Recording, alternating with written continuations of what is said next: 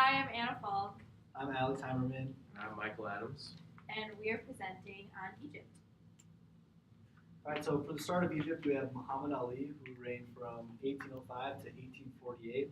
So he seizes power of Egypt after the 4 Year Civil War between Ottoman Turks, the Egyptians, and the Albanian mercenaries.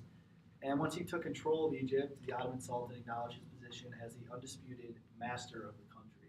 During his long 40-year reign, he emphasized reformation and transformation in Egypt, and he reforms the structure of the army, which becomes one of his biggest plans during this time to develop prosperity and overall economic profitability. So his political plan was to secure independence from the Ottoman Empire and establish his dynasty in Egypt.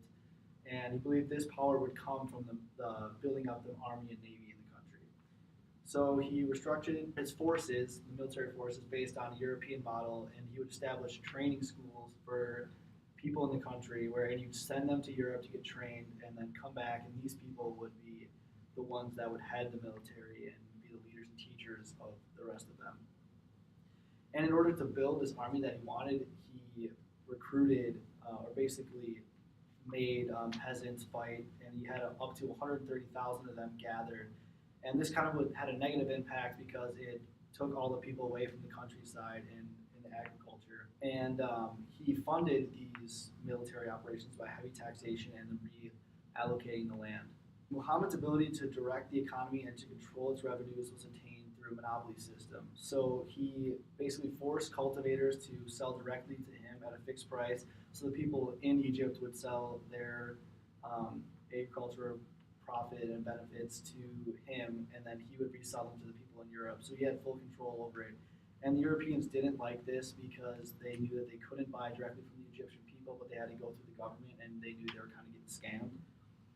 And then one of the most important achievements during his reign was his reorganization of the central administration. So he centralized the government under his authority, and it became more bureaucratic and predictable. So Egypt was then split into 10 provinces, which were all administered by a centrally appointed governor responsible for law and order. Ismail the Magnificent was the grandson of Muhammad Ali and became the governor and Khedive of Egypt. He was a monarchical and authoritarian ruler and became one of the most controversial figures in modern Egyptian history. It was so controversial due to his attempts to gain independence from the Ottoman Empire through gifts and bribes. These gifts and bribes somewhat helped him in his goal of independence because it led to him getting the title of Khedive, which is slightly higher than governor. Gave him the right to expand the army, gave Egyptian the right to its own currency, and also allowed and tracked foreign loans with the Sultan, without the Sultan's approval. He ventured on many different reforms, one of which was the legal reforms, where he introduced mixed courts in 1876, which were governed by French civil codes instead of Sharia law. National courts in 1884 were created, which gave jurisdiction over all Egypt in matters of civil, commercial, and penal law. Legal codes were also drawn from French law for the national courts. And both the mixed courts and national courts were dominated by European judges and lawyers. And again, the Sharia law was severely restricted. His main goal, which was in part in response to his legal reforms, was to complete Europeanization of Egypt in as short a time as possible. This included rebuilding Cairo as similarly to Paris as possible. And also he poured huge sums of money into railways, bridges, and new facilities at the Port of Alexandria in a way to emphasize the Europeanization of Egypt. He is quoted as saying, "My country is no longer in Africa, it is now in Europe." Also, the creation of the Suez Canal in 1869 was a big Europeanization scheme. He expanded the education budget tenfold, expanding primary and secondary school systems with specialized technical and vocational institutions.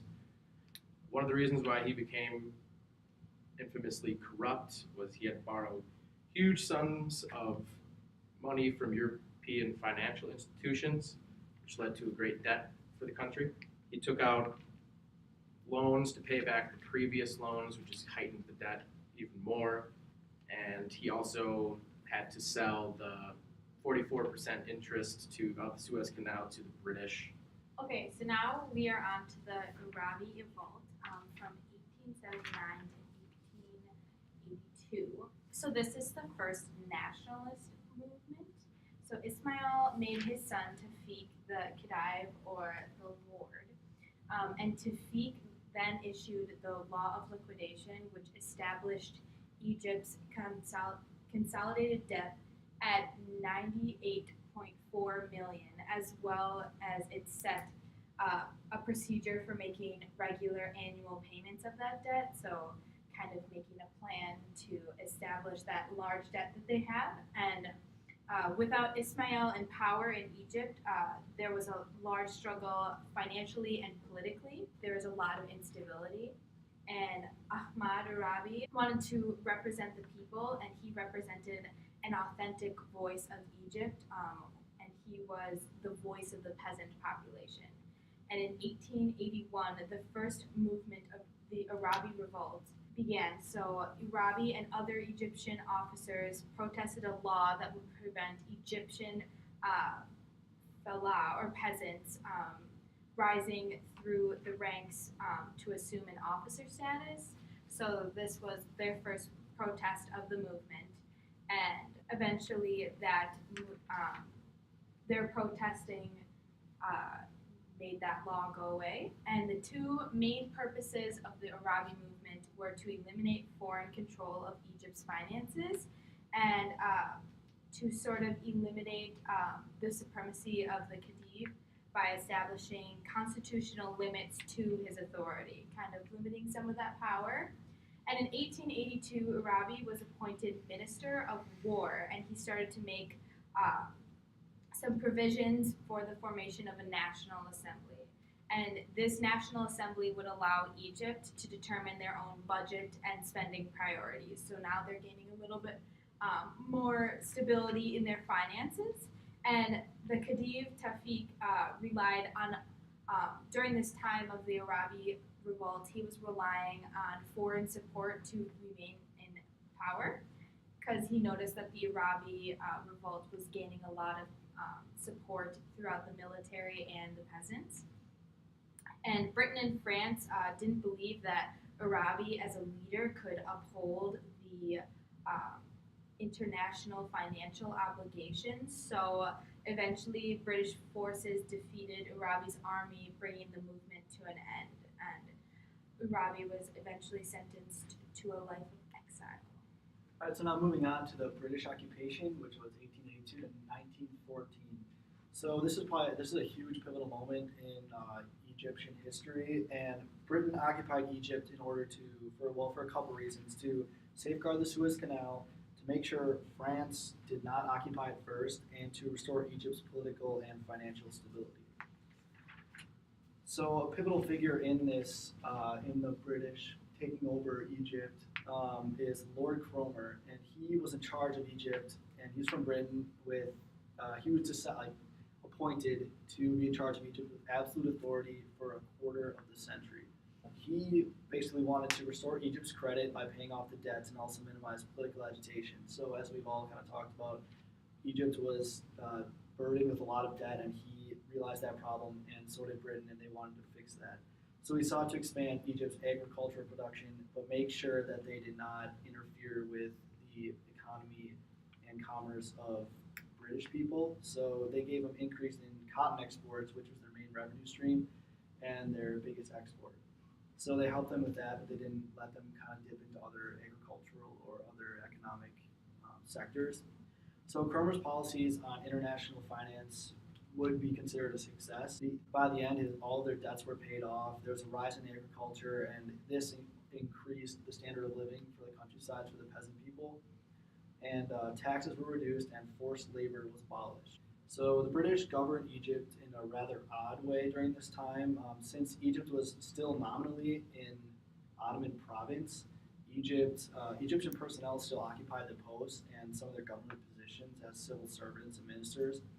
The British advisor attached to each ministry, and they got to determine the policy of these workers. So basically, almost all decisions were made by the British, but the Egyptian people were doing all the work. British people's salaries were paid by the Egyptians, and they were usually double or triple the amount. So all these policy changes were not the best for Egypt. Money went to paying off debts instead of to education, and they took a big hit in education. And all of Ismail's reforms on education basically took 4 steps back. Okay. Formation of the Wafd Party and the Revolution of 1919. So beginning with the aftermath of World War I, which saw the defeat of the Ottoman Empire, Britain had to attempt to retain control in Egypt, and this was met with widespread popular resistance. One reason for this widespread resistance was that during the war, Egypt suffered great population losses despite never having an actual battle on its lands during the war, but rather it was caused by Britain's decision to make Egypt the launching point for both the Gallipoli and Syrian campaigns. This meant that the material and human resources of the country were harnessed to the service of the Allied war effort, where it saw farm animals, crops, and thousands of fellahin or Egyptian peasants conscripted into civilian labor corps and forced to accompany Britain on the invasion of Ottoman Syria. Also during this time that the British protectorate over Egypt in 1914 was established following the crumble of the Ottoman Empire, and which ended the 4-century-long rule of the Ottoman Empire and completely ended domestic political activity. Egyptian rulers had long worked to distance themselves from the Sultan's rule, but they did not want that to come through the involvement of the British, especially helping them in a war against other Islamic states. So the Wafd Party began in 1918 as 7 prominent Egyptian legal professionals and landed gentries formed a delegation, or Wafd, that aimed to gain complete independence. They approached the British High Commissioner asking to represent Egypt at the Paris Peace Conference, which was denied, and they took their aims to the Egyptian people and created the Wafd Party. Led by Saad Zaghloul, who had a special ability to communicate with the rural Egyptians, quickly became the focus of popular adulation and succeeded in arousing popular discontent at Britain's refusal to lift the protectorate. This led to the British arresting Zaghloul and exiling him to Malta in 1919. The exile of Zaghloul unleashed a pent-up emotion of the population and created a wave of support for the Wafd. Riots and demonstrations broke out in urban areas as well as in the rural areas as well. But the demonstrations exploded into a nationwide upheaval known as the Revolution of 1919. The British response was met with armed force, killing more than 800 Egyptians and wounding 1,400 others.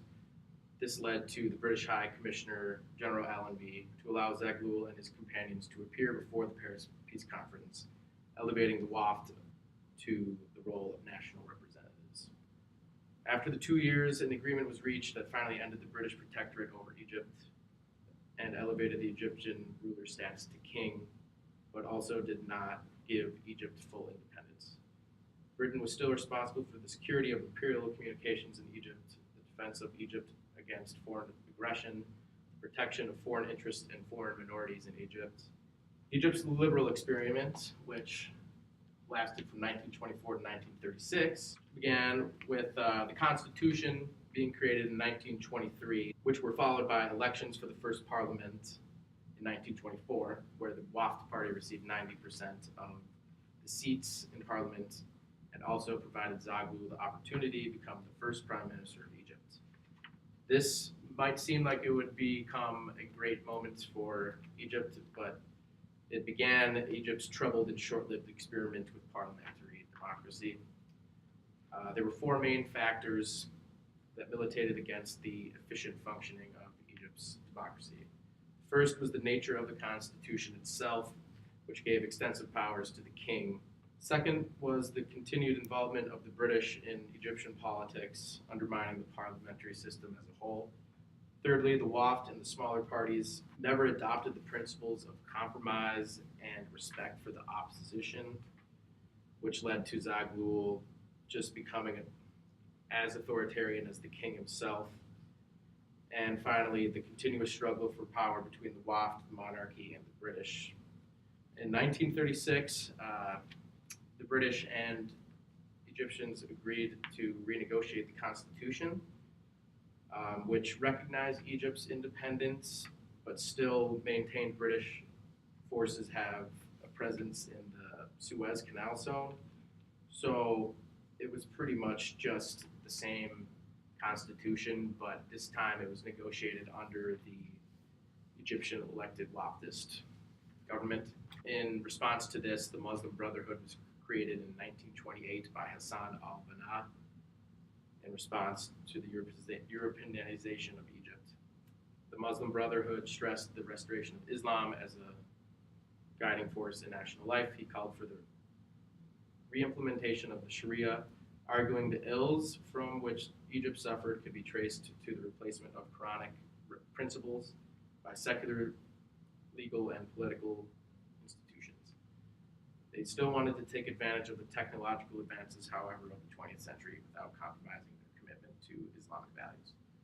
Brotherhood's direct appeal to Islamic-based social reform and social responsibility constituted part of its attraction, which included land redistribution, the introduction of social welfare programs, and the replacement of foreign capital by local investment. Moving on to free officers and the coup d'etat of 1952. In 1952, a group of young military officers carried out a coup d'etat and seized control of the government. So the coup was also called the Revolution of 1952, planned by a group of these junior military officers. They also called themselves the Free Officers. So the Free Officers was the executive committee of 9 people that was led by Gamal Abdel Nasser. And they served to illustrate the influences that shaped the new generation of Egyptian rulers. They were small peasant proprietors or minor government officials or petty merchants. They were all sons of these. They were all irritated about British occupation and were frustrated with their classes. And because Nasser at the time was so young, General Muhammad Naguib assumed leadership of the Free Officers to gain support of the people. So the core group of the Free Officers were pragmatic nationalists and diligent military bureaucrats who had no predetermined views on what a political organization or ideological orientation, but they were mainly motivated by a patriotic desire to end that British occupation, and they wanted to reform socially. So the Free Officers prepared a 6-point program to guide their government after the coup. So the first point was the destruction of British colonialism and the removal of Egyptian collaborators. The second one was an elimination of feudalism. The third was ending the political control of the state by foreign capital. The fourth was establishment of social justice. And the fifth, the formation of a strong national army. And the sixth being the creation of a healthy democratic life. So once they assumed power, they formed the Revolutionary Command Council, also known as the RCC. This was their executive body of government. And also within 2 years of the coup, Nasser had broken the existing centers of civilian powers and purged the military of potential rivals, and he also maneuvered himself into a position of power as like the dominant political force within Egypt. So as Anna was saying, we have Nasser, who was a political force in Egypt, and in the mid-1900s, the motivation for Arab unity was at its peak. Everyone wanted to have an Arab identity. Everyone wanted to be considered an Arab person under an all-united people. So mass political movements and radical shifts in power can continue to drive new thoughts and customs, new ideas, and redefining this Arab identity that everyone has such a strong thirst for. So Nasser was the second president of Egypt and reigned from 1956 to 1970. And he was one of the first leaders to challenge the Western dominance in the Middle East. And this was taken in many different ways by the people of Egypt and in the Middle East in general. Um, he was determined to change Egypt socially, governmentally, and even economically through his reforms. And he was all about his reforms, kind of as the other leaders we've been talking about in Egypt. They're all set on reformation. He began with improving conditions for peasant workers and their families, so he instilled new land reform policies, educational programs, and medical infrastructures to make and create jobs, build the economy, make sure that everyone has a place in society, and kind of promoting that Arab unity. And Nasser truly believed that without these socioeconomic barriers, that the Arab people would finally continue to push themselves more towards unity and under one identity. And not only does his enthusiasm strike the Egyptian people, but as I kind of said before, a lot of other Arab countries and Arab people caught on to his ideas, and kind of power and influence spread across the region. And then Egypt, since the 1970s, so after Nasser died in the 1970s, Anwar al-Sadat became the president. And in 1971, Egypt forms a new constitution and renames itself the Arab Republic of Egypt. And kind of backing up a step, after Nasser passed away, a lot of the Egyptian people were really sad, and they were mourning his loss because he was such a backbone of their politics and economy and their reformation is just a strong leader. And then after they became the Arab Republic of Egypt, they had the Yom Kippur War, which is 1973, and this was Egypt and Syria fighting against Israel to regain the land they lost in the Six-Day War back in 1967 when Nasser was in power. So they lost a lot of land, and they went back to go reclaim that land. And then Egypt, after that, falls in and out of the Arab League. And this was because after the peace treaty was made with Egypt and Israel, after all their fighting ceased, other Arab countries in the region did not like the treaty between them and Israel, so they were removed. But then eventually, 10 years later, they were reinstated again. So basically, overall, each and every historical happening in Egypt and to Egypt has shaped how it acts in the Middle East today.